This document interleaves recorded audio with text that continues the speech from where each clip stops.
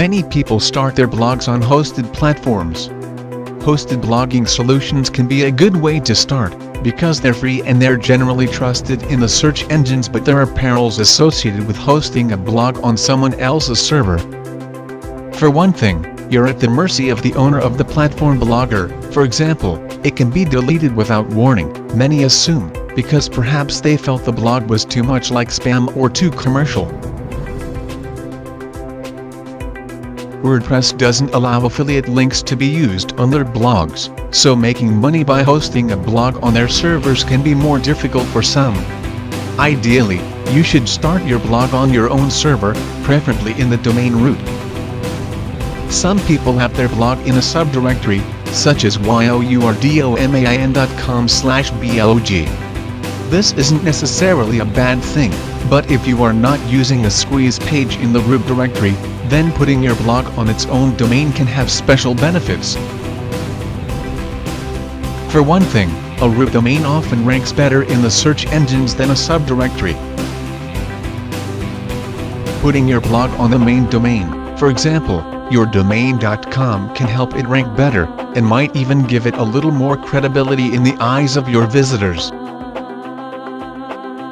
If you have some sort of content on the root domain, and you have a blog in a subdirectory, then the people who come to your domain specifically to read your blog will need an easy way to find it. If your blog isn't easy to find, they may leave and never come back, unless you put an opt-in box somewhere on the site, so visitors can join your list. Many people who host a blog on their own server use WordPress. If you host the WordPress software on your own server, you're free to have affiliate links if you wish.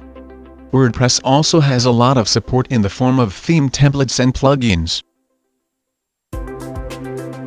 If you're going to host your blog in the root of your domain, you'll upload all of the files and folder directly to the root instead of a subdirectory. If you had your blog previously in a subfolder or another domain, you'll need to do a 301 redirect to tell search engines and visitors that the files have moved, and where they've moved to. If you don't know how to do this, you can search Google for 301 redirect to learn how to set this up. If you move your blog from a hosted solution, it's a lot easier to provide a link to your new blog in a post from the old location. Simply create a new post on the old blog, and say something like, "We've moved. This blog has been relocated to a new domain. Click here to visit the new blog, and be sure to update your bookmarks." By linking to the new location, you'll not only be telling your visitors where to find you, but you'll also be telling search engines where to find your new blog. They'll follow that link to your blog's new location, and you'll probably get the new domain indexed faster than if you didn't link to it from the old one. You can save yourself from having to do this later by starting your blogs on your own domain from the beginning. A domain name is generally under $10, and hosting can be found very inexpensively.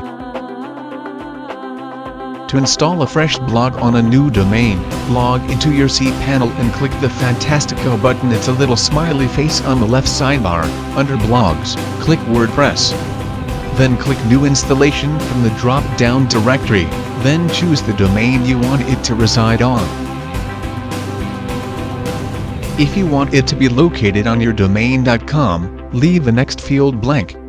If you prefer it to be on yourdomain.com/blog, then put the word blog in the next field. Then you'll just enter all of your administrative login information and click Install WordPress, and your blog will be live. You can find plenty of free theme templates to customize your blog with a quick visit to your favorite search engine.